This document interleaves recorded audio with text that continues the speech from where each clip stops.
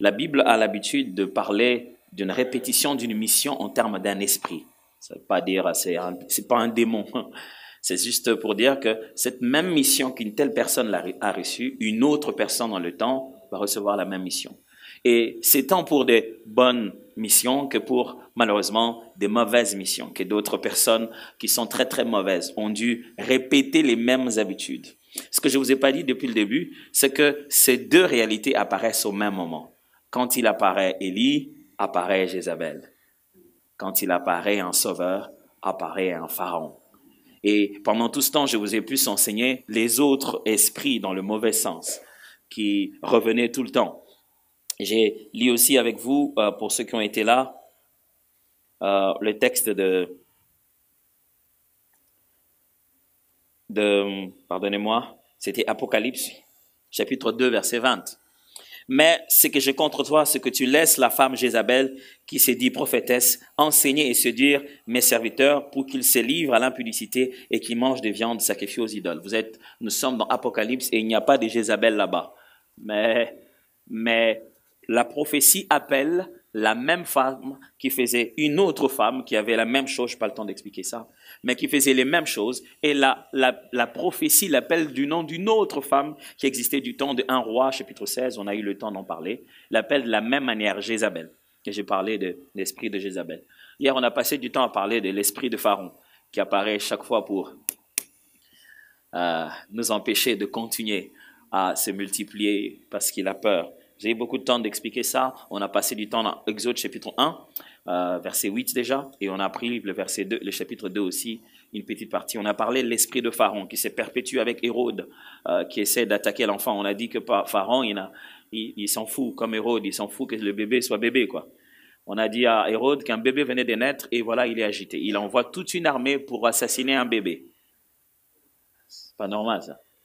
Et je disais hier, on mettrait le bébé sur le lit, on mettrait Hérode là-bas ou Pharaon, on verrait leur discussion, ça serait vraiment absurde. Ça serait un bébé émailloté quelque part et puis une grande personne en train de crier « Tu m'auras pas, je te vois venir !» Et nous, quand on regarde les bébés, on ne les voit pas venir. Mais ceux qui veulent les détruire savent qui ils sont. Nous, on les appelle des petits-enfants, des bouts de chou. Non. Pas de bout de chou du tout. Ce sont des destinées que Dieu a envoyées sur la terre. Et ceux qui sont contre la destinée sont très sérieux. Et ils sont très sérieux. C'est toute une armée qui est en train de poursuivre un bébé, s'il vous plaît. Est-ce que c'est pas bizarre, ça? Que quelqu'un mette toute son armée en train d'entrer dans différentes maisons, n'étant pas précis sur le bébé qu'il devait atteindre, il s'est mis à assassiner tous les autres bébés. Des bébés lui font peur. Ça s'appelle quoi comme phobie en psychologie? La babyphobie ou quoi? Mais les bébés lui font peur. Ce ne sont pas les bébés qui lui font peur. C'est la destinée que Dieu a placée dans ces bébés-là. Il aurait pu se dire, les temps qu'ils grandissent, je serai déjà mort. Franchement. Les temps qu'ils grandissent, il était déjà mort, anyway. Il était mort, il dit, bon, ça se passera plus tard. Mais il dit, juste parce qu'il est là, je suis déjà en danger.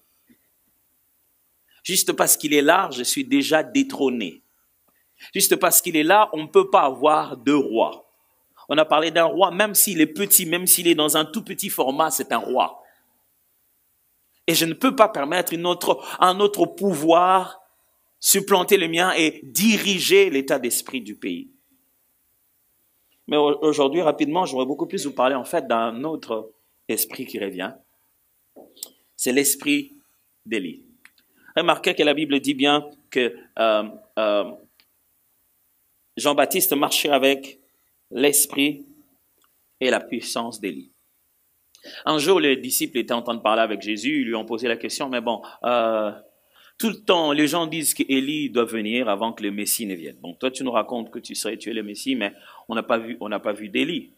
Alors Jésus leur dit, tiens, bien sûr, Élie est venu, c'est vous qui n'avez pas remarqué. Franchement, pour dire qu'il n'y a pas eu d'Élie, il faut n'avoir pas bien regardé les coïncidences, n'avoir pas bien compris la description d'Élie. Quand vous lisez dans les livres de Marc, vous voyez comment on décrit Jean-Baptiste. On le décrit tout de suite par son accoutrement. Il avait l'esprit d'Élie et il s'habillait de peau de chameau, il mangeait de sauterelles. Même la gastronomie du Gard était suffisante pour pouvoir savoir qu'il avait trop de points communs avec Élie. L'esprit d'Élie. C'est pour l'esprit d'Élie que vient Jézabel. C'est pour l'esprit de prophète que vient celle qui veut assassiner, celle qui veut tuer. Mais qu'est-ce que c'est que selon la Bible, l'esprit d'Élie? Un premier indicateur de l'esprit d'Élie, c'est le fait que ça précède toujours une manifestation de Dieu, une théophanie. Dieu veut se manifester autrement et il envoie quelqu'un pour préparer le chemin.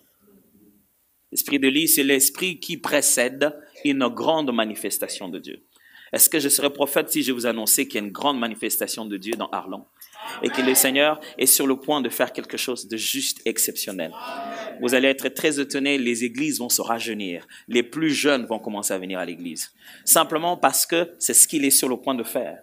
Et quand Dieu est sur le point de faire quelque chose d'autre, il envoie quelqu'un pour préparer le chemin.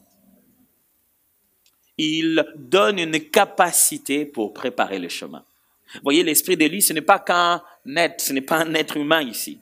C'est une façon de faire, une façon de réfléchir, et même plus, c'est une mission que le Saint-Esprit donne à certaines personnes pour préparer le chemin. Quand on commence à parler de l'esprit d'Élie, c'est que Dieu est sur le point de visiter votre famille. Et sur vous, il repose l'esprit d'Élie afin de préparer le chemin de sa manifestation.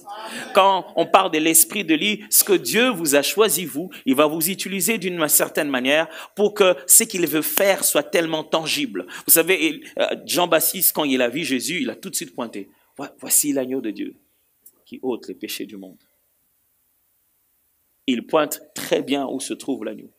Et Élie, quand il est arrivé dans un roi, chapitre 18 déjà, il leur dit, bon, écoutez, on va faire ceci, on va arrêter de flancher de deux côtés. L'esprit d'Élie, c'est l'esprit du choix radical. Soit c'est ça, soit ce n'est pas ça. Quand Dieu répand l'esprit d'Élie dans l'assemblée, ça pousse les gens à devenir radicaux dans leur conversion. Vous savez, vous ne pouvez pas vous convertir un pied dedans, un pied dehors, ça n'existe pas. Celui qui veut suivre Jésus ne doit pas mettre sa jambe sur le chariot et regarder en arrière. Ça ne marche pas. C'est comme démarrer et laisser sa jambe dans la voiture et une autre jambe à terre. Ce n'est pas du roller que tu es en train de faire. Ça démarrer, surtout si c'est une Citroën qui est déjà en train de partir. On ne sait pas si tu vas résister quand ça marche.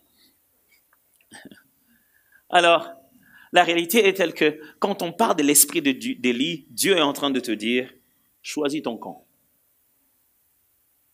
Si tu es pour moi, reste. Parce que maintenant, je veux faire une différence entre ceux qui me servent et ceux qui ne me servent pas. Tu ferais mieux de choisir ton camp parce qu'il va avoir une véritable différence. Élie s'approche, il dit, ok, on doit arrêter cette affaire. Hein. Vous suivez Dieu ou vous suivez Baal? C'est vrai que Jézabel est en train de faire une forte pression sur vous. Celui qui ne prie pas Baal, voilà, il s'élève contre eux, il tue des prophètes. Mais vous savez que Dieu est Dieu. Et vous savez que Baal n'est pas Dieu. Vous savez. Bon, voilà ce qu'on va faire. Appeler tous les prophètes des Baal. Tout le monde. Sauf personne. Il a appelé tout le monde. Ils sont venus. Il dit, bon, ok, on va mettre une offrande là-bas. Vous allez faire votre offrande. On amène de bœufs et voilà, vous allez tuer, vous allez faire votre offrande. Et puis non, nous, moi aussi, je ferai mon tour. Mais la seule chose, qu'on n'allume pas de feu. Ah, ouais, on n'allume pas de feu. Le Dieu qui répondra par le feu qui va descendre et allumer et brûler cette offrande, c'est celui-là qui sera le véritable Dieu. Vous voyez, dans la vie, il ne faut pas laisser aux hommes d'éprouver votre Dieu. Quand Dieu veut aller dans une épreuve, c'est lui-même qui choisit ce qu'il faut faire. Ne laissez jamais les gens vous dire, ah, si Dieu était votre Dieu, il aurait dû faire ça. Dieu n'aime pas ça. Parce que vous le changez de catégorie. Sa catégorie à lui, c'est à lui de décider. C'est pas quand vous pensez, ah Seigneur, si tu fais ça, si tu fais pas ça, tu n'es pas Dieu. Il s'en fout éperdument. Au commencement, Dieu créa. On n'a même pas fait des définitions d'origine de la divinité. La Bible commence direct. Au commencement, Dieu créa les... Il est qui, lui, Dieu? Il est. Il ne devrait pas faire quelque chose d'abord avant de devenir Dieu. Non, il est Dieu. Et quand Dieu veut révéler sa divinité, c'est lui qui choisit l'épreuve. Vous savez, quand on était petit, on faisait une épreuve où on tenait une corde. Je ne sais pas si vous faites ça aussi. Hein. C'est un peu un genre de saut à la perche, mais sans perche. malheureusement. Alors, il y en a une autre, soit hauteur aussi, voyez, c'est sans perche aussi, oui. Alors, mais c'est seulement qu'on on va pas, il n'y a pas de lit de l'autre côté. Donc, c'est tout aussi. Alors, donc, et il y avait, on faisait ça, donc avec les amis, ils tenaient de l'autre côté, tu courais, tu sautais. Et puis, au bout d'un moment, ils remontaient ça un peu plus haut, tu venais. Donc, tant que tu réussissais à dépasser, tu vas continuer, hein. Alors, il y a un moment où, malheureusement, l'être humain est très humain. Ils se rendent compte que tu sautes tout le temps et ils échouent pas. Et ils tiennent ça comme ça, de bout à l'autre. Et quand tu cours, dès que tu commences dès que tu prends ton élan et tu montes, ils font monter ça. Alors, les cordes te prennent sur les jambes et tu tombes et dis, ok, c'est bon, t'as échoué, c'est mon tour maintenant. Seulement Dieu, lui, quand il y a une épreuve, il dit, ok, faites monter. Vous savez ce qu'on faisait? Pour que tu sois le seul, tu demandais qu'on fasse monter encore. Parce que chacun imaginait ce qu'il pouvait sauter. On fait monter, fait monter. Toi, tu vas sauter ça, oui. Ah non, moi, je ne saurais pas. Et tu élimines les adversaires. Et Dieu n'aime pas que quelqu'un d'autre vienne dire, celui qui sautera à ces niveaux sera le véritable Dieu. Je dis, non, ça c'est trop bas pour moi. S'il faut manifester qui je suis, c'est à moi de choisir.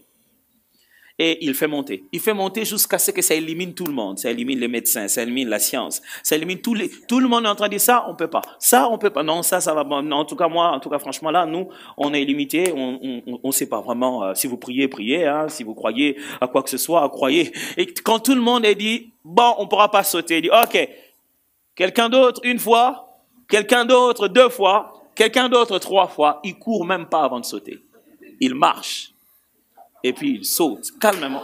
Ce qui était plus difficile que les autres. C'est ce qu'il est en train de faire avec Élie ici.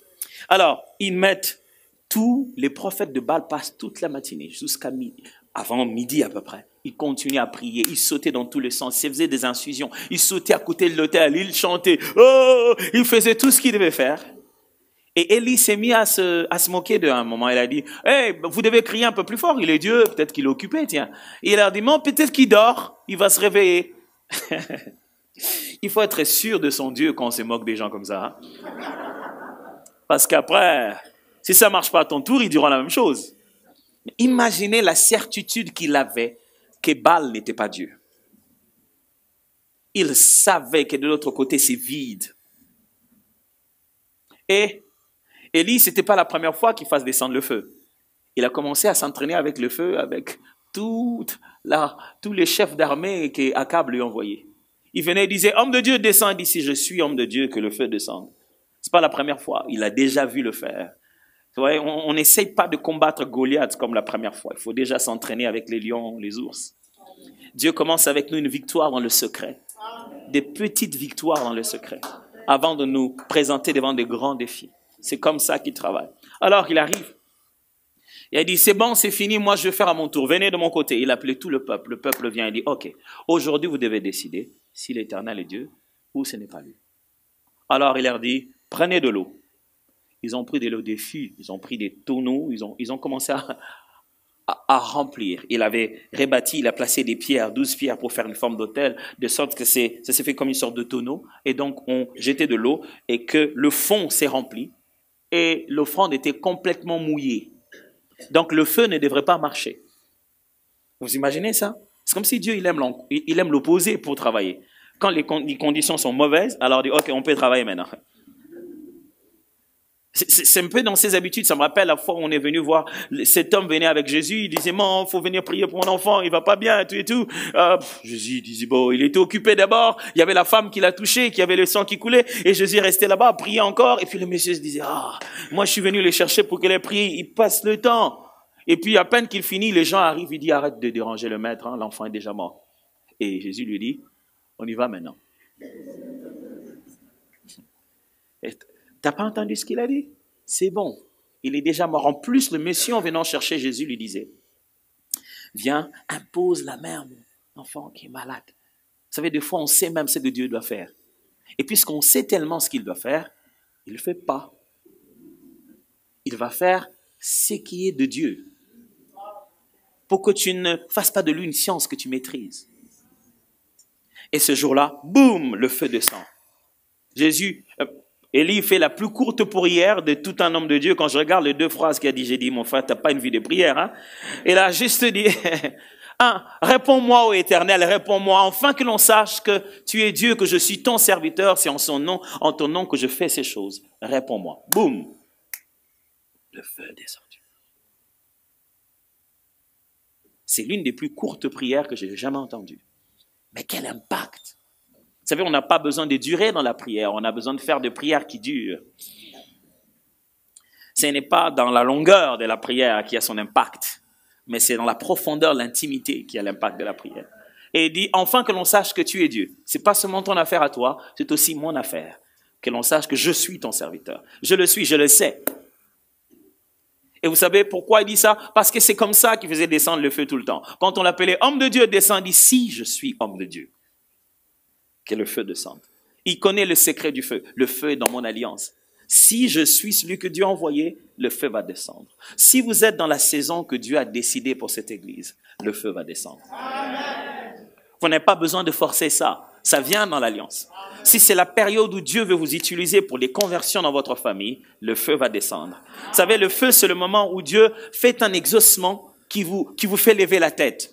Vous dites, ah ouais, je vous avais dit que j'avais un Dieu, mais vous ne croyez pas. Là, vous le sentez agir. Vous savez, il y a des jours où vous n'avez pas envie de rappeler les gens ce qui s'est passé. Mais vous marchez avec une telle fierté en disant, mon Dieu est puissant, il est grand. Ils veulent même pas t'entendre parler, ils ont peur que tu puisses t'enorgueillir. Tu n'en as même pas besoin. Les preuves sont là, que je ne prie pas en vain. Les preuves sont là, qu'il a réellement exaucé. Je prie Dieu que vous entriez dans une saison d'épreuves, où ce n'est plus question des théories. S'il y a un feu, il faut qu'on le voie. Et c'est ça l'esprit de la distinction de quel côté Dieu se trouve, d'un choix radical. Si toi tu choisis radicalement Dieu, Dieu va radicalement montrer qu'il est avec toi. Si tu choisis radicalement de te dire, bon voilà, cette vie je n'en veux plus, c'est cette vie-là que je veux, Dieu aussi va dire, voilà, ça, ce n'est plus ta part, ta vraie part, c'est celle-ci. Voici ce qui va commencer à arriver dans ta vie. Des fois, nous, on demande à Dieu, fais d'abord un truc et comme ça, je vais voir si je peux te suivre. Dieu dit, non. Tu suis ou tu ne suis pas. Il dit, non, mais Seigneur, là-bas, j'avais déjà des trucs. Tu ne vas pas me prendre comme ça. Épate-moi un peu. Dieu dit, non. Ça, tu m'aimes. Ça, tu ne m'aimes pas. Ça, c'est une relation. Je ne fais pas des transactions, moi. Ça, c'est dans une relation. Soit c'est de moi que tu veux, ou c'est de ce que je donne que tu veux. Jésus, un jour, il a fait ça. Les gens, ils avaient faim, ils sont venus, bon voilà, il les suivait, il a multiplié le pain. Le lendemain, vous imaginez le plein qu'il a fait? Sold out. Avant la prédication, c'était rempli déjà. Jésus, c'était plein à craquer. Alors Jésus le voit et dit, je les connais, je sais pourquoi ils sont là. Ils sont là pour le pain. Et la Bible dit, Jésus connaissait ce qu'il y avait dans le cœur de l'homme, il n'avait pas besoin qu'on lui dise. Il regarde la foule et lui dit, je sais pourquoi vous êtes là. C'est pour le pain d'hier. C'est pour le poisson d'hier. Vous savez au moins que vous pouvez m'écouter en fin de compte, je vais distribuer des pains. Vous savez quoi, ce jour-là? Il n'y a pas eu de pain. Pourquoi? Parce qu'il ne savait pas que les pains ne venaient pas de Jésus. Le pain venait d'un garçon qu'il a amené à Jésus, qu'il a juste multiplié. Parce qu'après, nous courons à l'église parce que nous pensons qu'il y a quelque chose à l'église. Et nous oublions que c'est la foi que nous amenons qui apporte ces résultats. Nous oublions que la pluie ne commence pas d'en haut. La pluie commence sur la terre. C'est l'eau qui est en bas, qui s'évapore, qui monte et qui fait tout un long processus qui nous donne la pluie. Et quand il pleut, même s'il pleut d'en haut, la pluie ne vient pas d'en haut. Et quelquefois, on voit des choses s'ouvrir, des grandes choses s'accomplir dans notre vie. On pense que, Dieu lui-même, il a ouvert les écluses des cieux. Non, les clés, il les avait données ici en bas. Il a dit, voici, je vous ai donné les clés du royaume. Tout ce que vous ouvrirez sur la terre. Ça ne s'ouvre pas là-bas, ça s'ouvre ici. Et nous, on prend nos clés, on les égare. On dit, Seigneur, ouvre là-bas et dit, je t'ai donné les clés. De ce côté-ci, il n'y a pas d'ouverture. Ouvre là-bas. Dis, Seigneur, je crie à toi. Oh oui, moi aussi j'entends. Et j'écris, ouvre là-bas. Non, on dit, Seigneur, fais-le d'abord et je saurai que tu es Dieu. Il a dit, non, ouvre là-bas, tu verras que je suis là. Fais-moi confiance et tu verras que je ne mens pas. Et l'esprit d'Élie, c'est justement cet esprit de réconciliation. La Bible dit, pour ramener les cœurs des pères vers les enfants. Un esprit de réconciliation. Je prie que pendant cette année 2020, qu'il y ait tellement de réconciliation dans cette église. Ne venez pas à l'église en venant prier, en ayant laissé des ennemis à la maison. Des enfants à qui vous ne parlez pas, des gens que vous ne pouvez pas prendre au téléphone, parce que seulement, lui et moi, on se verra au cimetière. Il n'y a pas de resto, un coin McDo au cimetière, quand les gens sont morts, on dit, bon, puisqu'on est entre nous les morts, on se voit au resto. Non, vous ne donnez pas rendez-vous à votre tombe. C'est maintenant qu'il faut manifester la nature de Dieu. Un esprit de réconciliation. Je prie qu'il y ait un esprit de réconciliation dans cette ville qui commence par cette église. Que les gens qui vivaient à distance, qui ne se disaient même pas un mot, reviennent ensemble. Parce que l'esprit d'Élie est là. Un esprit qui ramène les cœurs des enfants vers ceux de leur père. Que Dieu donne à toutes les générations d'apprendre à parler un langage commun. Vous puissiez trouver un moyen de vous comprendre. Parce que les jeunes se plaignent, ils disent franchement, vous ne me comprenez pas. Et vous vous plaignez aussi des gens qui disent franchement, ils ne comprennent rien de la vie. Qu'est-ce qui se passe? Vous parlez pourtant français, vous tous. Qu'est-ce qui se passe? Pourquoi ça ne passe pas? Ma prière, c'est que le Seigneur répande l'esprit d'Élie dans votre famille. Que vous trouviez un moyen de vous comprendre. Vous trouviez un moyen de vous réconcilier, de parler le même langage. Ramenez les cœurs des pères vers les enfants. Intéressant, n'est-ce pas? Au lieu de dire ramenez les cœurs des enfants vers le père, mais commence par les pères. Et il ramène vers les enfants. Vous savez, des fois, parce que c'est nous qui sommes parents, on s'est dit, mais bon, quand même, elle doit venir s'excuser. C'est pas comme ça la Bible. La Bible donne plus de responsabilité à celui qui est élevé. Il dit, c'est toi. C'est à toi d'aller. Est-ce que ce serait peut-être pas à vous d'aller vers quelqu'un? Je vous en supplie, après ce culte, allez vers lui, appelez-lui. Vous n'aurez pas perdu, vous aurez gagné. Dieu a tant aimé le monde qui était pécheur, qui n'a pas demandé au monde de le chercher. Qu'il a donné son Fils unique. C'est ça la parole de Dieu. C'est lui qui aime, c'est lui qui conjugue le verbe aimer. C'est lui qui va proposer l'acte. On va se dire, mais dans tous les cas, c'était sa faute. Vous pensez que ce n'était pas notre faute quand Jésus est mort à la croix? C'était notre faute. Il est venu pendant que c'était notre faute. Tu n'as pas raison de dire, mais tiens, comment il va apprendre? Il apprendra. Est-ce qu'il doit apprendre avec haine ou il doit apprendre avec amour? La Bible parle de cette histoire, cette parabole que Jésus raconte de cette famille qui avait un père et deux enfants. Le dernier, il est parti et puis voilà, il a commis tout un tas de bêtises, mais le jour où il revenait, la Bible dit son père était devant la porte, il l'a vu venir. Et il n'a même pas fini la course. Son père a couru le chercher. Et il avait prévu son discours. Il a dit, je dirai à mon père, voilà, j'ai commis des péchés, voilà, je ne suis même pas digne, traite-moi comme l'un de tes serviteurs. Il avait prévu son discours. Et vous savez quoi? Il n'a jamais fini. À peine qu'il disait, papa, et si tu sais, j'ai commis... Son père dit, arrête-moi ça. Je veux que vous tuiez le veau le plus gras là-bas. Ça ne m'intéresse pas. Tu n'as pas perdu ta place. Tu es mon fils. Ces discours-là, ce n'est pas ce qui va me convaincre. Alors, si c'est vous qui connaissez le Seigneur, si c'est vous qui avez l'esprit d'Élie, c'est à vous d'aller vers la réconciliation. Ça ne va pas juste arriver. Vous devez faire quelque chose. Et les rebelles à la sagesse des justes. Ça parle d'un esprit de conversion. Vous savez, le monde est rempli de rébellions. Le monde a sa façon de faire les choses. Ils se disent qu'ils sont devenus beaucoup plus intelligents que Dieu. Ils se disent que vous n'avez pas besoin de Dieu, la banque peut faire ça. Un jour, un prédicateur racontait l'histoire avec son père. Un jour, ils sont sortis dans une voiture et puis c'est une nouvelle voiture, une belle voiture. Mais comme il venait à peine d'apprendre à conduire, il ne connaissait pas tous les signaux qu'il y a dans les véhicules. Moi, franchement, il y a des fois des signes qui paraissent dans les véhicules. Je me dis, qu'est-ce qui ne va pas, quoi? Mais tout roule, mais le truc, il fait ça. Puis j'ai dit, ça, c'est quoi? Ça, c'est pour dire quoi? Et il était jeune et il ne connaissait pas ça. Pourtant, ça parlait de lui, de moteur. Et qu'il a continué à rouler comme ça, et boum, la nouvelle voiture, moteur complètement par terre. $4,000. Et pour faire le responsable, comme tous les enfants prodigues, il dit, papa, c'est pas grave. Ça, c'est mon problème, je vais fixer ça. Je vais trouver un moyen, je vais fixer ça. Son père a dit, quoi? Il dit, non, oui, je vais payer pour... c'est quand même beaucoup d'argent, je ne vais pas te déranger, je vais payer pour ça. Il dit, quel problème? Oui, le problème du moteur. Et son père lui a dit cette belle phrase justement que je vais partager avec vous. Il dit, si l'argent peut résoudre ça, ce n'est pas un problème. Chaque fois que vous pouvez utiliser l'argent, ce n'est pas un problème. Un problème, c'est quand il n'y a que Dieu. Ça, vous savez déjà ce qu'il faut faire. Vous savez, la solution est déjà là. Un problème, c'est quand ni argent, ni or. Demandez à l'aveugle à l'entrée du temple, je n'ai ni or.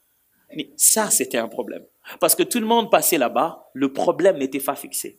On donnait l'argent, mais le problème n'était pas fixé. On lui donnait le monde chaque jour, le problème était là. L'argent était là, mais le problème était là. Le problème, c'est ce qui subsiste malgré qu'il y a l'argent. Ça, c'est un problème. Le problème, c'est ce qui subsiste malgré qu'on a eu le crédit à la banque. Ça, c'est un problème. Et par sa grâce, Dieu veut résoudre nos problèmes. Et ici, nous inventons tout un tas de moyens de résoudre nos problèmes avec notre sagesse. Mais ce n'est pas celle-là. Et Dieu dit, je peux vous apprendre la justice qui est dans la foi. Quand Dieu envoie l'esprit d'Élie, il s'est fait de multiples conversions. Quand Jean-Baptiste est arrivé, il a commencé le premier message de la conversion. Il a commencé à baptiser les premières personnes. C'est pourquoi on l'appelle Jean-Baptiste. C'est parce que c'est lui qui a commencé cette nouvelle autre doctrine de baptiser les gens autour de la conversion et de se préparer à l'éternité, au salut qui devait venir. Des gens commençaient à se repentir. Il a même vu certaines races des gens, il leur a dit, même vous, race de vipères, qui vous a appris à fuir la colère de Dieu? Tu sens, il a envie de dire, mais vous deviez même pas vous repentir. Vous devez d'abord subir les dégâts de vos péchés. Mais bon, vous avez compris la grâce. Ça s'appelle un peu Jonas, quoi. Il va annoncer que les gens vont se brûler quand Dieu lui dit, bon, voilà, ils vont plus se brûler, quoi. J'ai changé d'avis. Il dit, non, je vais pas quand même aller leur dire ça. Et Jean-Baptiste pouvait sentir ce jugement sur lui. Vous savez, quand vous voyez quelqu'un vivre dans la mauvaise vie, vous avez vraiment envie qu'il sente les conséquences de ses péchés. Mais Dieu a trouvé, avec le temps, dans son expérience de Dieu, quand il les fait sentir la conséquence de leurs péchés, ça leur fait rien aux hommes. Ils ont juste péché, et puis ils brûlent dans Sodome et Gomorrhe, où ils se noient. À le temps de Noé, il a trouvé une meilleure façon de faire. Il dit, je pense que la meilleure chose à faire, c'est de les pardonner. Ils vont tout le jour avec une partie de leur vie où ils seront en train de regretter en disant, j'avais mal fait, tu sais. Et il dit alors, celui à qui on aura pardonné beaucoup, il l'aimera plus. Pas parce qu'on aura tout condamné, mais parce qu'on aura tellement tout pardonné qu'il s'est dit, je ne mérite pas ça. Je ne mérite pas ce traitement. Et je pourrais les ramener à moi, pas parce que je les frappe, mais parce que je leur fais grâce. Quand l'esprit d'Élie arrive, c'est l'esprit qui annonce la faveur de Dieu, la grâce de Dieu. Dieu dit, je veux faire grâce. Je ne vais pas faire la liste de tout ce que vous avez fait. Je peux oublier tout ça. Je peux oublier tout ça. Vous connaissez la joie d'épuiser sa dette. Moi, je me rappelle, j'avais une dette à la banque et tout et tout. Et le jour où j'ai épuisé ma dette, je leur ai réclamé sans cesse qu'ils puissent me donner le document de fin de dette. Vous voyez là, le document qui montre que j'ai épuisé ma dette. J'avais envie vous voyez, dans mon bureau, de le mettre en grand. C'est fait, j'ai épuisé ma dette. Oh, ça fait du bien quand... Oh là là. Parce qu'il y a des jours, tu dois payer une dette et tu te rends compte que j'en avais besoin moi aussi. Mais j'avais déjà épuisé mon futur dans mon passé. J'ai dû prendre hier. Et en prenant hier, je puisais dans mon demain. Et quand demain arrive, même quand il est beau, il ne m'appartient plus. Il appartient à quelqu'un d'autre. Et quand je sais que c'est fini, que ça a été payé, je veux bien tenir l'acte et l'ordonnance qui démontre que je ne suis plus esclave de ça. Je vais bien garder ça pour me souvenir que je ne dois plus faire ça. Ça doit me rappeler ces époques où j'ai vraiment eu envie de m'acheter quelque chose, mais l'argent n'était plus mon argent. Et je regardais ce que j'ai acheté avec l'argent que j'avais pris avant, ça commençait déjà à s'user. Je me dis, franchement, une voiture qui est déjà en train de tomber en panne, je continue à payer. J'aurais dû réfléchir des fois.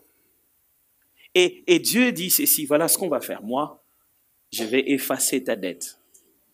Pas parce que je vais bidouiller, non, je vais payer la dette. Je ne vais pas faire des trucs derrière, non. Je vais aller, je vais dire, il fallait combien? Il fallait son sang. Je paierai de son sang. Il fallait son sang pour combien de fois? Bon, aussi longtemps qu'il vivra. Hein. Écoute, je te fais un deal. Ce n'était pas un sang humain, ce n'est pas qu'un être humain, c'est Dieu fait chair. Ce sang ici a une valeur éternelle. Chaque fois que tu voudras revenir pour réclamer, le sang sera permanent, plus fort que le sang d'Abel. Et sera en train de dire, c'est déjà payé.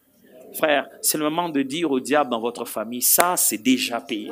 Tu ne devrais pas me réclamer une dette qui n'existe plus. Imaginez-vous que vous ayez déjà ces certificats et dans votre compte, le même montant continue à passer. Ou je vous vois aller à la banque. Ça chauffe ces jours-là. Ben, je sais pas, appelez-moi votre manager, je veux voir quelqu'un. Ça fait 2 mois, j'ai déjà payé la dette, c'est déjà épuisé, mais vous continuez à me prendre de l'argent. Ça, c'est pas normal. Non, calmez-vous, mais je peux pas me calmer, ça fait 2 fois. Vous savez, quand vous êtes dans vos droits, vous savez. Peut-être, je sais pas comment c'est chez vous ici, mais regardez un bon Français quand il est dans ses droits. C'est comme une télé qu'on a haussé le volume. Hein. Il dit non, je me calme pas, je veux pas me calmer. Il vous prévient déjà qu'il ne va pas se calmer. C'est comme ça que vous devez prier. Vous êtes dans vos droits. Il a tout payé. Vous ne devez pas vous calmer. Vous ne devez pas laisser le diable prendre même une petite partie qui ne lui appartient pas. Il n'a plus le droit de récupérer quoi que ce soit. Ça a été payé totalement. Le truc, c'est que vous ne savez pas que ça a été payé. Et lui, il est en train de travailler derrière. Allez retirer le papier et dites, voilà, j'ai les preuves. Il a tout payé. Il a tout payé. Et vous savez quoi? Il y a beaucoup de gens à Arlon qui devraient entendre ça. C'est ça le message d'espoir de cette église. Il a tout payé. Il a payé pour ce que tu es en train de vivre maintenant. Tu ne veux plus accepter de payer une dette qui a été entièrement payée pour toujours.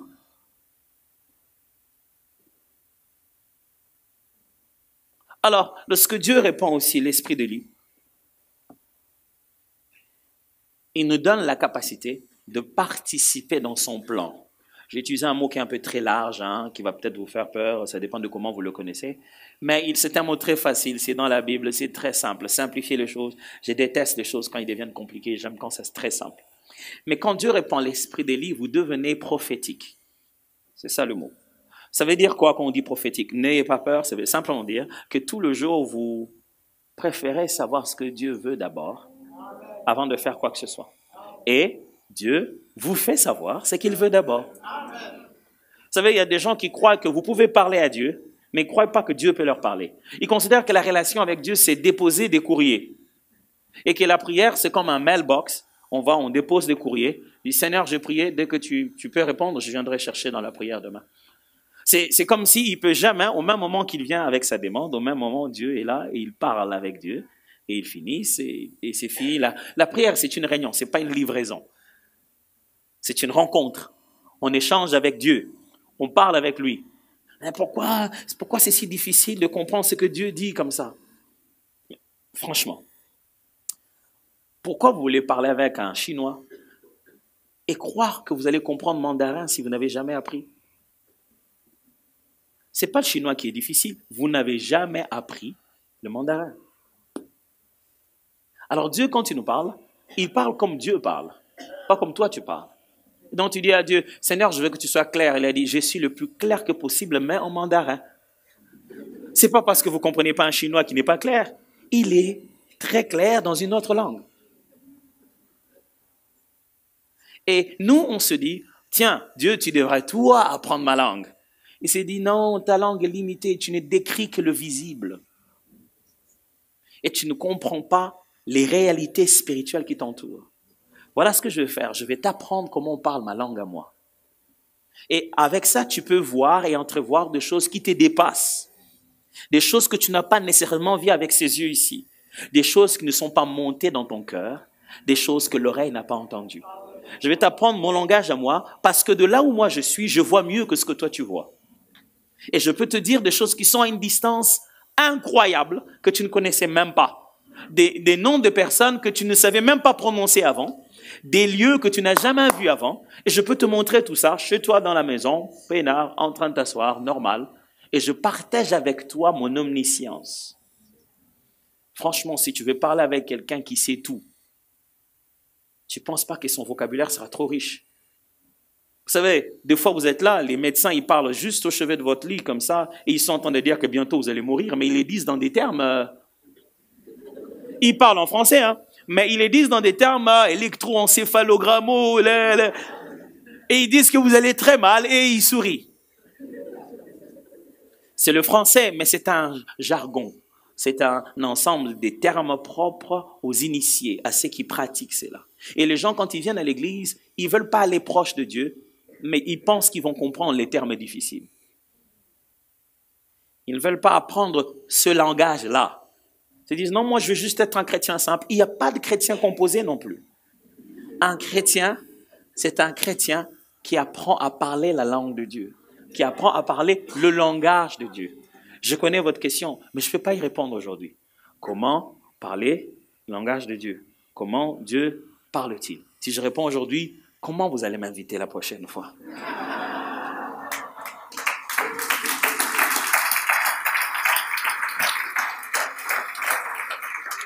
Mais ce que je veux faire aujourd'hui, je veux prier pour vous, pour que Dieu commence à vous parler clairement. Oh, vous ne savez pas comment Dieu peut être très, très clair et précis. Et vous réveillez un matin avec, non pas quelque chose, mais une connaissance nette et sûre. Voilà, quand je vais prier, ce qui va commencer à se passer d'abord, Dieu va vous donner la capacité d'avoir des visions nocturnes. Vous allez commencer à réapprendre à avoir de songes dans cette église. Et petit à petit, vous allez commencer vos songes vont se réactiver. Tout ce que je vous demande, apprenez à écrire, à mettre quelque part, mettez-les ou en audio ou quoi. Dites-le. Même si vous ne l'avez pas compris, quelquefois, il faut attendre un second songe pour comprendre le premier. Alors, tout ce que je vais demander à Dieu tout à l'heure, c'est que d'abord, il va réactiver vos capacités d'avoir de songes. Et deuxièmement, ce que je vais demander à Dieu tout à l'heure dans la prière, ce qui va vous réapprendre à avoir des visions spirituelles, c'est-à-dire des images qui apparaissent quand on prie. Au moment où vous priez, vous pensiez pas à quelqu'un, boum, son idée revient. Dieu va vous apprendre à participer dans son plan, à commencer à comprendre que c'est dans cette direction que vous devez aller. Vous allez commencer à avoir ça, une impression, et demain ça se réalise pour que tu comprennes que Dieu était en train de te parler dès le début. Et troisièmement, je vais prier à Dieu pour tous ceux qui servent dans cette église, qui commencent à avoir des visions plus pleines, que Dieu commence à vous montrer un peu plus précisément les choses. Vous ne pouvez pas diriger le peuple sans avoir consulté l'agenda de Dieu. Vous devez apprendre à consulter l'agenda de Dieu pour savoir ce qu'il faut faire. Je prie que Dieu vous rende si précis, qu'il ne vous demande pas juste de faire une chose, qu'il vous demande de le faire à un endroit bien particulier, à un jour bien précis, que vous puissiez commencer à suivre les directives de Dieu comme des miettes de pain qui vous amènent juste là, vers la gloire qu'il a prévue pour vous. Je priais tout à l'heure et cette église va devenir simplement prophétique. Amen. Amen. Alors je vais me demander de baisser notre tête dans la prière et de dire à Dieu, je veux sur moi l'esprit d'Élie pour la réconciliation de famille. Je veux sur moi l'esprit d'Élie. Commence à prier, commence à prier.